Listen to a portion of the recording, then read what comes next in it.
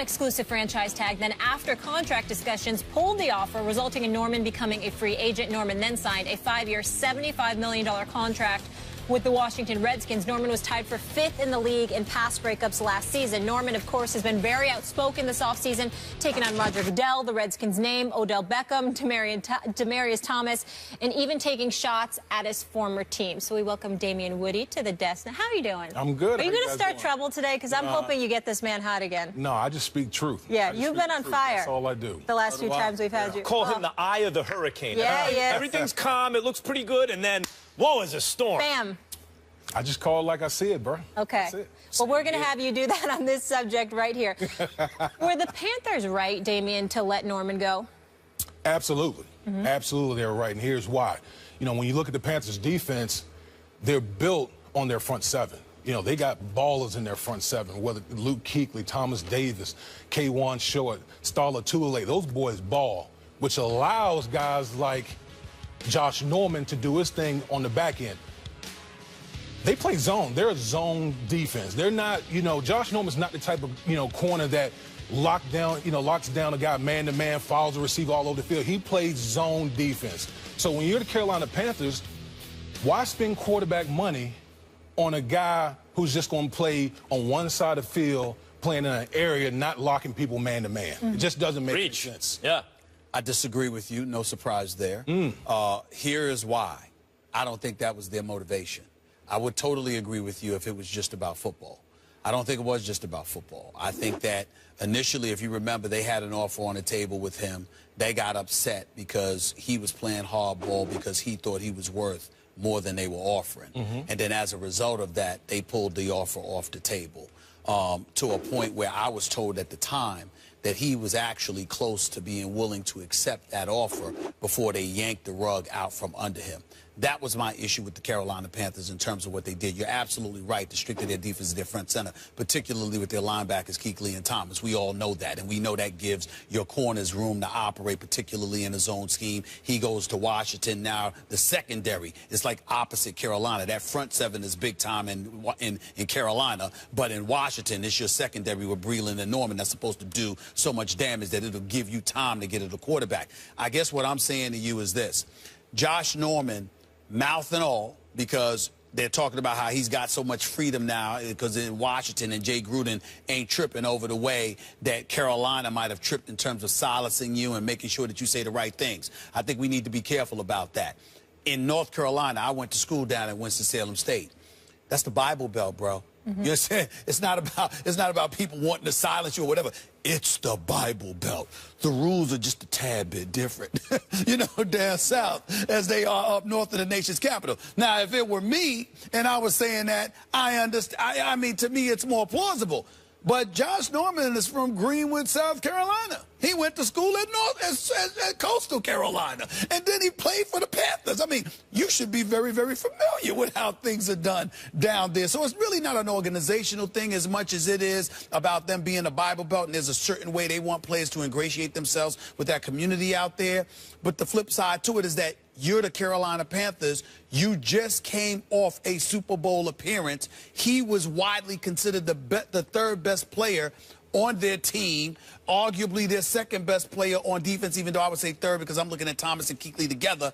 Right. And I just say to myself, to me, you try to keep a good thing together. That's all I'm trying to say. If you lost before the Super Bowl, it's different, but you try to keep a good thing together. Here's why the big guy is right. Because it is quarterback money per year, essentially, that he's looking for, that they offered in terms of what they quarterback money is more than basically that? It's like $14 million, I think, something. It's a lot of money to pay a guy who's not really a shutdown corner per se. And in terms of his own feelings, and he said there's like deals that were coming his way that the Panthers didn't want him to see because they were all about promoting Cam and Kuechly. And I really do. I mean, I hate him now because he's on Washington. I'm a Giants fan, but I really do like Josh Norman because of how competitive he is. But this idea that he's upset about that because they wanted to pump up those two guys. Cam Newton might be the best football player in the world, and Kuechly is a better defensive. He has more defensive value than Norman. I mean, Kuechly is in the conversation for best defensive football players in the world. So if you're third best, and you're right, when you bring up maybe the fourth best, they're not going to pump you up on a team that, as you mentioned, the geographical location plus the kind of team philosophy is we don't do that kind of talking like they may be more permissive of it in D.C. But if you're the third best guy at best, why are they pushing you like you're the best guy? I get that. So let me get back to what you were saying just a minute ago. So you're basically saying because he's an outgoing personality that was, in your opinion, the reason that they decided to rescind the franchise tag and let him walk? No, I'm saying that when they originally had the offer on the table and then they yanked it out from under him, if you had never decided to make him that offer, that would be different. But because you decided to make him an offer and he wanted to negotiate a better deal for himself, you were like, bump it, we're going to move in a different direction. That's the impression that they gave. Because when I spoke to him, and I spoke to him directly in the immediate aftermath of Carolina rescinding the offer that they had given to him, it was a shock to him. If you remember, at the particular moment in time, his agent would presumably drop the ball, per se, and all of that stuff came into the mix. So what it reeked of to me was an organization that was basically trying to strong-arm you and say, there's a certain way we want you to act during negotiations, otherwise we're going to rescind that offer. And that kind of ticked me off because I'm looking at it from the standpoint of Damian Woody is an important cog to a Super Bowl contending wheel. You're fresh off a Super Bowl appearance. You've seen Richard Sherman get his money. You've seen Patrick Peterson get his money. You've seen Darrelle Revis get his money. And then your time shows up and you're universally recognized as one of the top 5 quarters in the game. It shouldn't be an issue with you asking for what the market potentially allows. And that was the impression that was given by the Carolina Panthers. And I had a problem with that because I feel as a player, if the market allows you to challenge that you're worth X amount of dollars, you should be able to try and negotiate that as opposed to having the rug stripped from under you, figuratively speaking, just because there's a way we do business and we don't like it. Similar to Antonio Brown. Yeah, the Steelers want to wait, but he's Antonio Brown.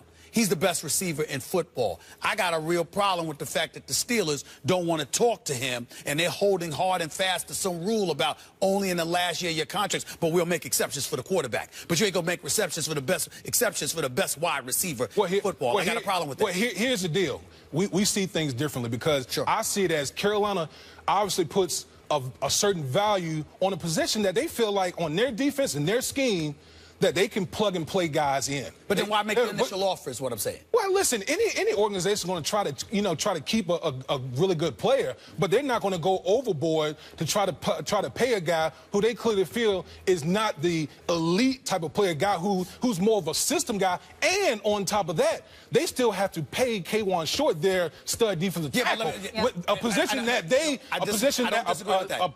they favor more. You're right, but what I'm asking you, Damian, is this. You make the offer. Right. Doesn't he deserve the right to turn it down? You didn't even give him that. He woke up one day and you took the offer off the table. There's a difference between that. Hold on. There's a difference between that and saying, this is our final offer, take it or leave it. They didn't do that. What they did, he woke up one morning and wait a minute, I was thinking about taking this offer, and now you're telling me it's no longer there. We've moved on. There's something wrong with that picture. You wouldn't agree with that as a former player? That's just the way business is done. We know the NFL is a cold world. It's a cold business. That's not what I asked you, David. I understand the business side. I've seen many type of deals like that happening in the National Football League. Yeah, I've seen that. I've seen that from owners. So you've seen a team like that. So you've seen a team not give you a chance to accept or reject their final offer? I'm not talking about myself. I'm talking about other players. Yes, I have. Yes, okay, well, that's new to me. Yeah, I have. I didn't know that. That I didn't know. Gentlemen, let's end that conversation there because there's more debates we want to get into and have time for. Damien, you're going to stick around, which we appreciate. Is he? He is. He's staying put for the rest of the show, Steve. Yeah, he's scared of you, man. If we're lucky, he's sticking around. Coming up, You've been sitting on the little screen right now. Gentlemen, I'm trying to read the bomb. Put all the chips in to get Wentz, and did the Eagles make a mistake? We'll dissect that move when we come back.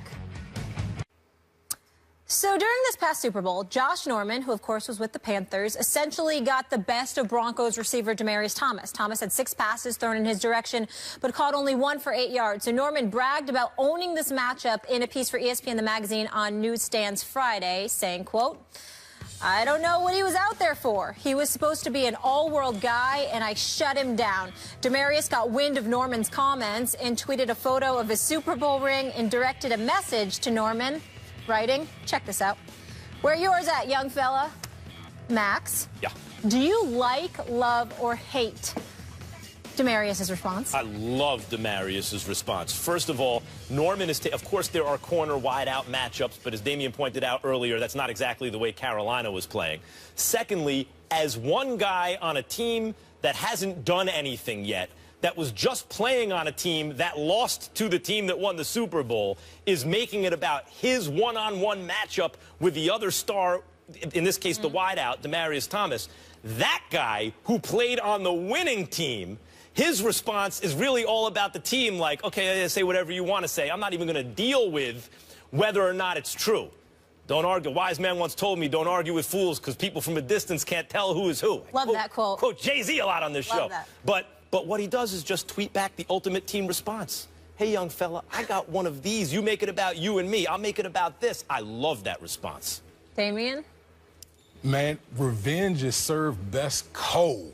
So what better way to clap back at somebody who talking reckless, who's talking crazy, than by flossing that hardware online or right in their face? Like, you need to get in this club before you talk to me, bro.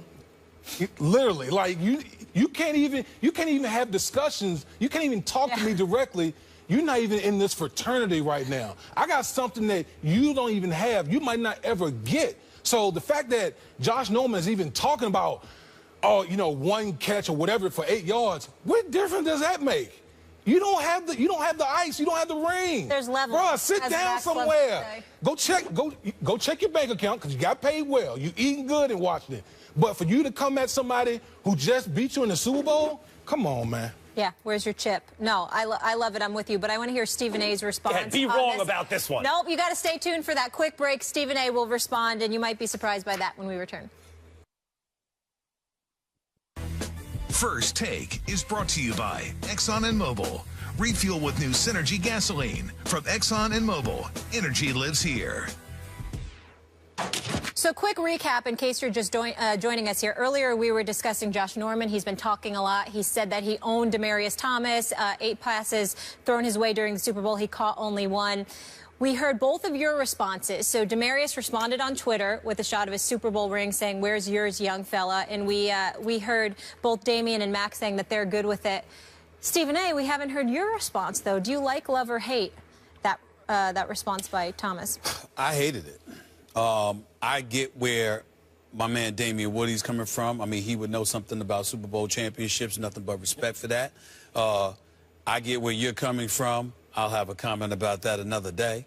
Here's the thing about Demaryius Thomas. You hate it. I hate it, and here's why. Because even though it is a team game, individual exploits do matter.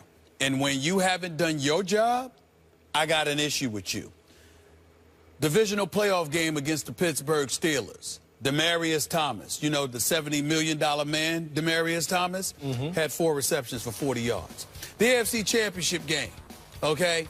What did Demaryius Thomas have? 2 receptions for 12 yards. And in that Super Bowl game against Josh Norman, you had 1 reception for 8 yards. Now, I have no problem. I want you to be mindful of opening your mouth if you're Josh Norman, particularly when you're calling the commissioner names, particularly when you're calling out DeMaurice Smith for the NFLPA, particularly when you haven't produced in Washington yet. I have no doubt he will produce. I have no doubt he's big time. He's one of the top 5 corners in the game. He's a good brother. I just wish him well.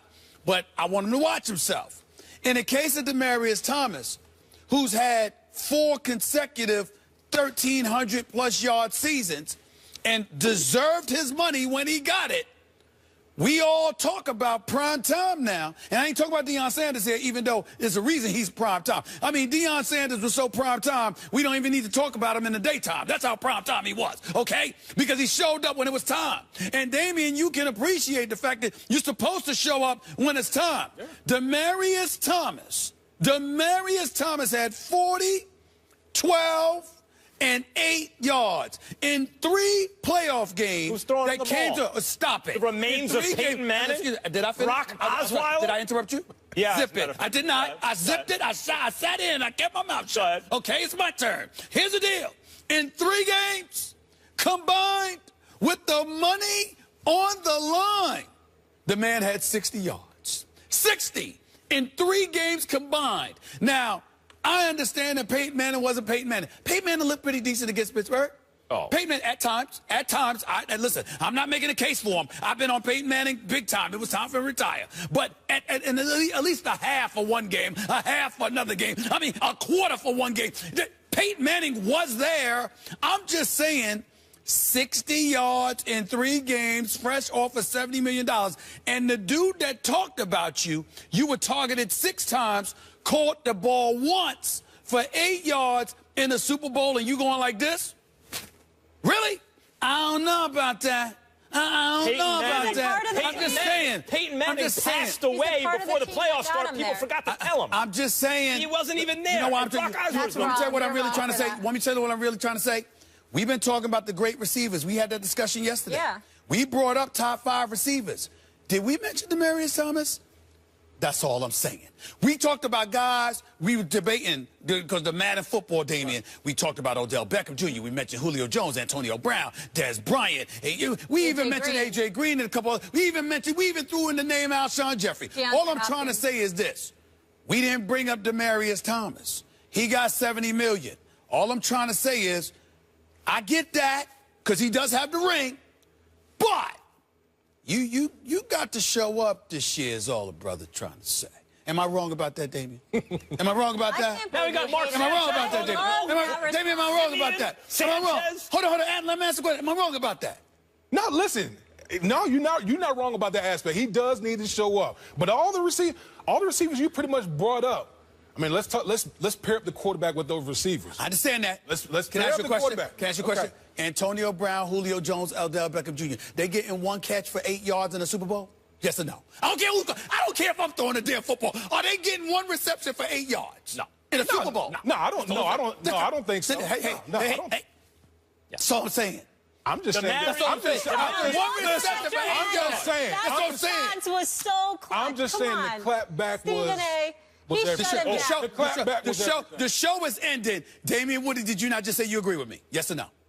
No, I'm not going to go there. Yes, you did. Yeah, you did. I know it hurts. No, because you're trying to hurt. I know it hurts. I know it hurts. You're trying to reel me in. I did already. I agree with you one time. I can't. I did already. Yeah, that's emotion talking. That's emotion talking. The question was, did you like the way? Did you love it? I hate it. Approve of your message, Demaryius. I loved it. It's 3 versus 1. We all love it. Y'all can sit there and love it all you want to. All 3 of y'all wrong. Out, sweetheart. And we know he agreed with me.